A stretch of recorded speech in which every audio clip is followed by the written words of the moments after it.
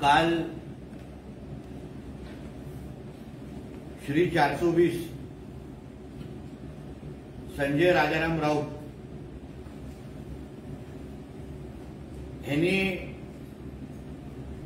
जे खोटे नाटे आरोप सन्मान्य किरीट सोमय्याजी आणि त्यांच्या पत्नीवर जे केले होते त्या संदर्भात कोर्टाने 15 दिवसाची शिक्षा त्यांना ठोकवली आणि त्यांना दंडही भरायला लावला।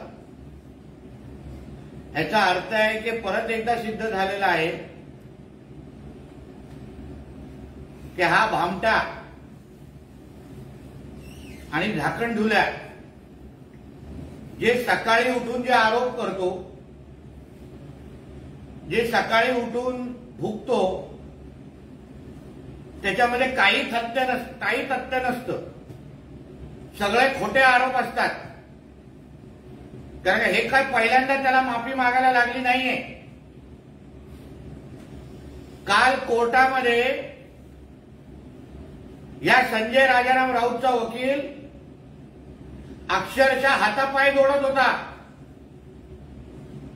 की माझा क्लायंट संजय राजाराम राऊतला अटक करू नका, गिडगिडत होता। मी ऐकलं याची चड्डी पिवळी आणि याला घाम आलेला आणि बाहेर येऊन मोठा छाती धडकून बोलत होता परवानगी नाही म्हणून। नाही नाहीतर कोर्टाचा ह्याचा कोणी व्हिडिओ अगर दाखवला असता तर किती मोठा भुरट्या आहे, किती मोठ्या घाबरट आहे हे महाराष्ट्राच्या जनतेला दिसलं असतं। नुसतं सकाळी उठून खोटे नाटे आरोप करायचे आणि स्वतःच्या नावाने ब्रेकिंग न्यूज चालवायची आणि उद्या कोर्टात गेल्यानंतर तिथे गिडगिडायचं, तिथे माफी मागायची, तिथे नाक रगडायचं आणि दुसऱ्या दिवशी उठून तशाच बोंबलत बसायचं। ही जी काय ह्याची नाटकं आहेत ना ती आता महाराष्ट्र ओळखायला लागलेला आहे।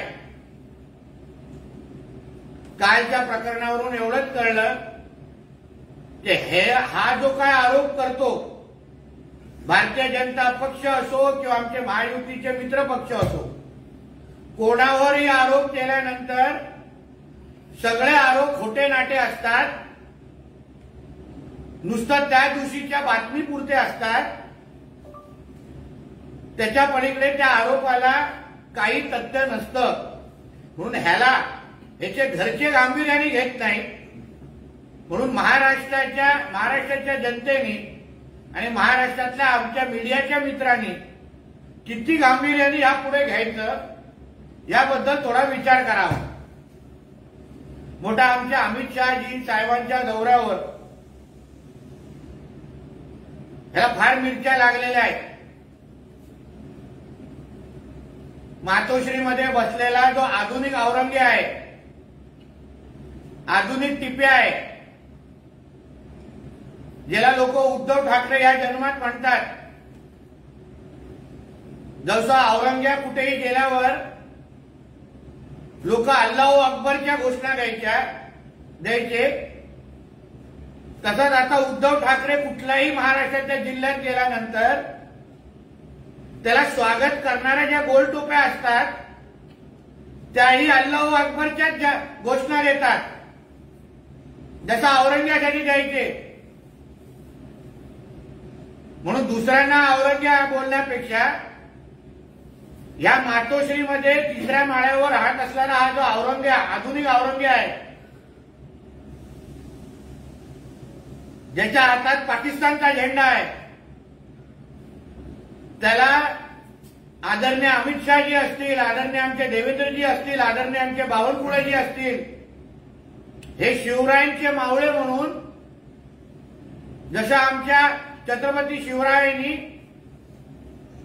हिंदवी स्वराज्याची स्थापना केली, रयतेचं राज्य आणलं, तसंच या विधानसभेमध्ये या औरंग्याच्या सगळ्या पिल्लावळांना या महाविकास आघाडीच्या सर्व हिरव्या सापांना याच महाराष्ट्राच्या भूमीमध्ये परत एकदा गाडून त्यांचा राजकीय पराभव करून छत्रपती शिवरायांचा भगवा झेंडा परत एकदा विधिमंडळात विधानसभेच्या आणि त्या मंत्रालयाच्या टोकावर आम्ही उभा करणार, एवढं विश्वासाने मी तुम्हाला सांगतो. मोठा चित्रपट काढायला जातोय तर मी असा चित्रपट काढणार. चित्रपटाचं काहीतरी नाव लिहिलेलं आहे, बाई मला न्याय असं काहीतरी दिलेलं आहे. त्यापेक्षा मी त्याच्या चित्रपटासाठी एक चांगलं नाव सुचवतो जे त्याला शोभतही. मी नाही त्यातली कडी लाव आतली. हा चित्रपट संजय राजाराम राऊतांनी काढावा, ब्लॉकबस्टर हिट जाईल. कारण का ज्या चित्रपटाच्या मुख्य कलाकाराला लागणारे सगळे गुण या संजय राजाराम राऊतच्या मध्ये आहेत. म्हणून मी त्याला सांगतो, तुला एवढं चित्रपट काढण्याची खाज आहे ना, लवकरच मी नाही त्यातली कडी लाव आतली हे चित्रपट काढ, जेणेकरून तुझे जे काही आरे कॉलनीच्या गेस्ट हाऊस मध्ये, न्यूझीलंड हाऊस मध्ये तुझे जे काही रशियन फिल्म जे निघालेले आहेत ते पण रशियन फिल्म दाखवण्यासाठी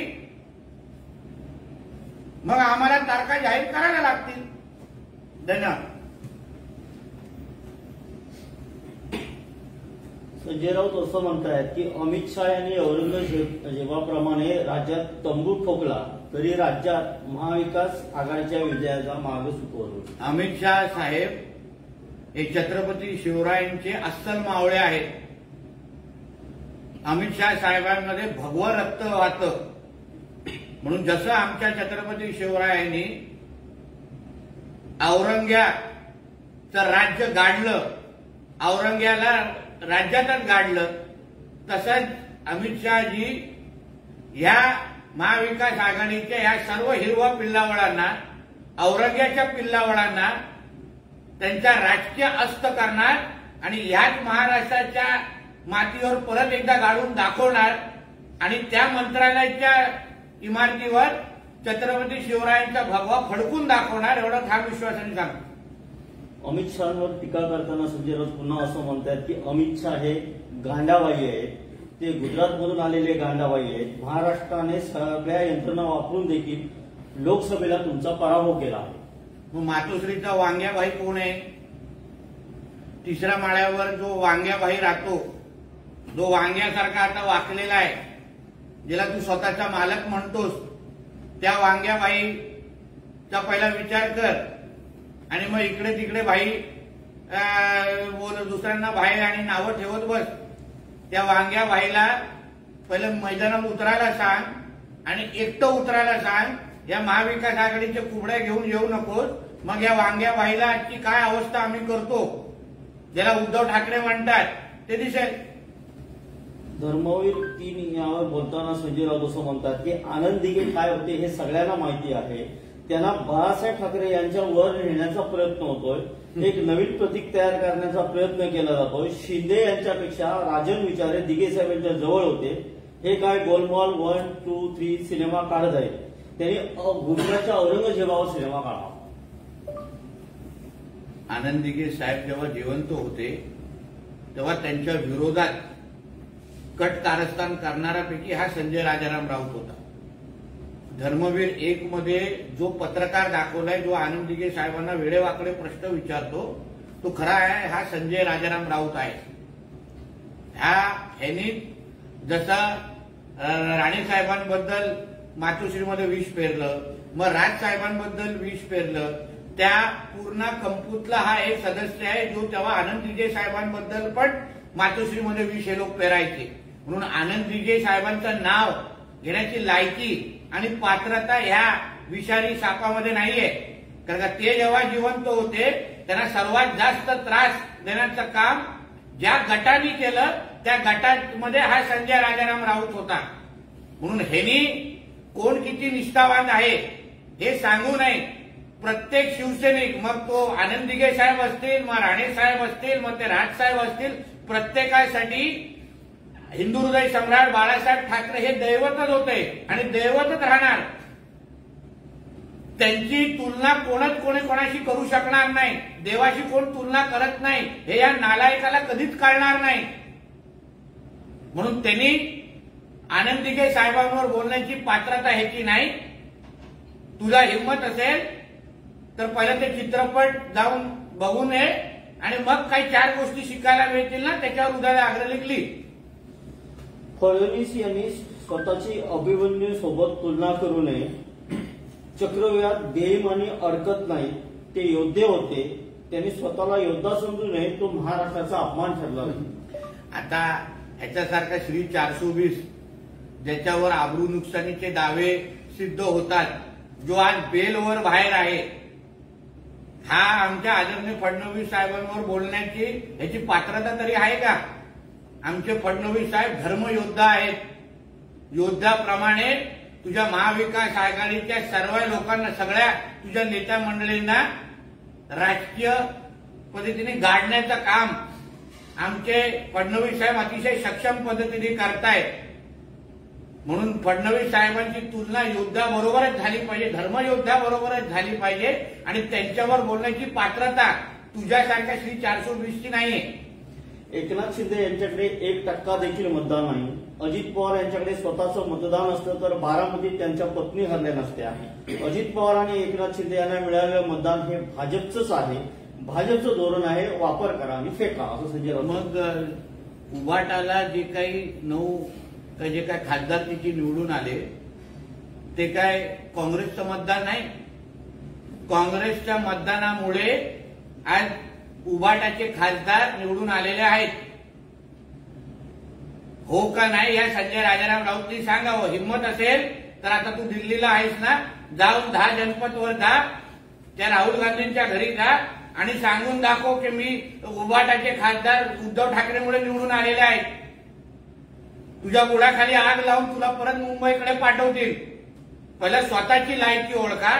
स्वतःचे खासदार निवडून येऊ शकत नाही. तुम्हाला पाकिस्तानचे झेंडे फडकून स्वतःचे खासदार निवडून आणायला लागतात. त्यांनी भारतीय जनता पक्ष आणि महायुतीवर टीका करू नये. संजय राऊत असंही म्हणतात की मी एक सिनेमा काढणार आहे, बाई मी विकत घेतला अन्याय, हा तो सिनेमा असेल. भाजपचा पोर्न स्टार आमच्यावर आरोप करतो, त्यावर काय बोलणार? भाजपची लायकी ही आहे की त्यांनी पोर्न स्टारला आणून समोर आमच्यावर आरोप करायला लावत आहे. पोर्न स्टारच्या पत्नीचा अपमान झाला असेल तर त्यांनी आपल्या पोर्न स्टार पतीकडे न्याय मागावा, असे संजय राऊत. म्हणून मी बोललो ना, संजय राजाराम राऊतनी एक चित्रपट काढावा, त्याचं नाव पण मी सुचवलंय. काय होतं ते नाव? मी नाही त्यातली कडी लावू वाचली. हा चित्रपट संजय राजाराम राऊतला अतिशय योग्य पद्धतीने ते नाव सूट होतं. तो चित्रपट काढण्याची तयारी त्यांनी करावी. आणि पॉनस्टार बाबा तू जास्त तोंड उघडू नकोस, नाहीतर तुझे जे रशियन पॉर्न फिल्म आहेत न्यूझीलंड हाऊसचे, त्याला मग आम्हाला कधीतरी बाहेर दाखवायला लागतील, ते कधीतरी बाहेर प्रकाशित करायला लागतील आणि मग तुला कळेल की घरातली जे काय धर्मपत्नी आहे ती कशी डोंगरावर तुझ्या लाट मारते. म्हणून जास्त पॉनस्टार करू नकोस, मग तुझे रशियन फिल्म आम्हाला दाखवण्याची वेळ लवकरच येईल. मुंबईसाठी अमित शहा यांचं विशेष प्लॅनिंग आहे. अमित शहा स्वतः मुंबईतील मतदारसंघाचा डेंजर झोनमधील आढावा घेणार आहे. मला ही चांगली गोष्ट आहे, लक्षात घ्या. अमित भाईंचं लक्ष पूर्ण महाराष्ट्रावर आहे, मुंबईवर पण आहे. शेवटी भारतीय जनता पक्षासाठी प्रत्येक आमदार हा महत्वाचा आहे. मुंबईतल्या आमच्या सगळ्या आमदारांना निवडून आणणं, परत विधानसभेमध्ये पाठवणं, यासाठी भारतीय जनता पक्षाची फुलप्रूफ प्लॅन तयार आहे आणि त्या अनुसार आमचे अमित भाई काम करत आहेत. आज मुंबई विद्यापीठातील सिनेट निवडणुकीचा निकाल आहे. चांगली गोष्ट आहे ना. आता सिनेटच्या मतदारांनी योग्य तो निर्णय घेतला असेल असा माझा विश्वास आहे. म्हणून जो निर्णय येईल आम्हा लोकांना तो आम्ही स्वीकारणार आणि कामाला लागणार. जितेंद्र आव्हाड यांच्या पत्नी ऋतुजा आव्हाड यांनी एक वादग्रस्त विधान केलंय की अतिरेकी लादेन यांच्याशी अब्दुल कलाम यांची तुलना केलेली आहे.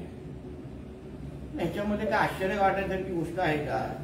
कारण का स्वतः जितेंद्र आव्हाडांनी छत्रपती शिवराय हे म्हणजे औरंग्या हा छत्रपती शिवरायांपेक्षा मोठा होता. औरंग्यानी कधी मंदिरं तोडली नव्हती ह्याबद्दल स्वतः जितेंद्र आव्हाड बोलले होते. म्हणून त्यांच्या कुटुंबातले अन्य सदस्यांनी अशा पद्धतीचं वक्तव्य केलं असेल तर त्याच्याबद्दल आश्चर्य वाटण्यासारखी गोष्ट नाही. अब्दुल कलामजींबद्दल एक वेगळा आदर आमच्या देशातल्या जनतेचा आहे, देशातल्या नागरिकांचा आहे आणि त्यांची तुलना अशा पद्धतीने ओसामा बिन लादेन बरोबर करणं ह्या अब्दुल कलामजींचा फार मोठा अपमान आहे. अब्दुल कलाम एक राष्ट्रभक्त मुसलमान होते ज्यांच्याबद्दल आम्हाला सगळ्यांना अभिमान आहे. म्हणून ज्यांनी पण त्यांची तुलना ओसामा बिन लादेन बरोबर केली असेल ना तर त्यांनी जाहीर माफी मागावी. साहेब, अमित शहाचा दौरा आहे त्याच्यावर बोलताना अंबादास दानवे असं म्हणतायत की असे भाई या महाराष्ट्राने खूप पाहिले आहे, अब्दाली सारखं अमित शहा यांचं होणार. अंबादास दानवेंना पहिलं सांग की अमित भाईंवर बोलण्या अगोदर तुझा स्वतःचा पक्षप्रमुख छत्रपती संभाजीनगरच्या कार्यक्रमामध्ये तुझं साधं भाषणामध्ये नाव पण घेत नाही, तुला तेवढा सन्मान पण करत नाही. म्हणून कितीही तुम्ही अमित भाईंची तुलना कुठल्याही मुघल सरदारांबरोबर केली ना तरी ह्या छत्रपती शिवरायांचा अस्सल मावळा आमचे अमित भाई शाह आहे. आणि ते येणाऱ्या निवडणुकीमध्ये जशी मुघलांना ह्या जमिनीमध्ये छत्रपती शिवरायांनी गाडलं तसंच त्यांच्या विचाराचा हा मावळा या सगळ्या औरंगजेबाच्या पिल्लावळांना, मुघलांच्या पिल्लावळांना महाराष्ट्राच्या विधानसभेमध्ये जागा दाखवू. अमित शाह जी ने औरंगजेब की तरह महाराष्ट्र में अपना तंबू ठोका है. कि ऐसा है, अमित भाई शाह ये छत्रपति शिवाजी महाराज को मानने वाले एक मावड़े हैं. उनका रगों रगों में खून जो बहता है वो लाल नहीं भगवा है. इसलिए अमित भाई शाह जिस तरीके से हमारे छत्रपति शिवाजी महाराज ने या औरंगिया के जो सांप है उनको ये महाराष्ट्र की भूमि में गाड़ दिया था, वैसे ही हमारे अमित भाई शाह ये सारे औरंगिया के जो के महाविकास आघाड़ी में जो हिरवे सांप है जो औरंगिया के हिरवे झंडे को मानते हैं उनको छत्रपति शिवाजी महाराज जैसे गाड़ने का काम जरूर करेंगे, इतना विश्वास से मैं कहूंगा. और अमित शाह जी को उन्होंने गांडा भाई है ऐसा भी कह रहे हो. ऐसा है ना, गांडा भाई हो या ना हो मगर तेरे मातोश्री में तेरा जो वांग्या भाई रहता है तीसरे माले पे जिसको लोग उद्धव ठाकरे बोलते हैं, उस वांग्या भाई को तू पहले जाके जवाब दे और फिर बाकी लोगों को नाम देने की हिम्मत कर. हर कोई जानता है कि आनंद दिघे के साथ क्या हुआ, वे उन्हें बाला साहेब ठाकरे के ऊपर लेने की कोशिश कर रहे हैं. देखिए ऐसा है, हिंदू हृदय सम्राट बाला साहेब ठाकरे हम सबके लिए भगवान थे. जो असल शिवसैनिक है ना उसके लिए भगवान थे. जो ये चाइनीज मॉडल शिवसैनिक है संजय राजाराम राउत, इसको बाला साहेब ठाकरे और आनंद दिघे के बीच में के संबंध कभी भी समझेंगे नहीं, क्योंकि वो तभी शिवसेना में थे भी नहीं, तभी लोकप्रभा में काम करते थे, तभी शिवसेना के खिलाफ काम करते थे.